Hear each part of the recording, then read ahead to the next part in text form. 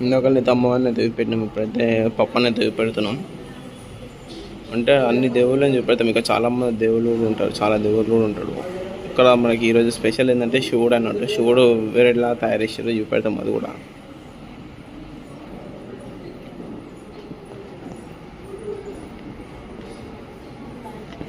ఇక్కడ చూసుకోవచ్చు రాజు రాముడు.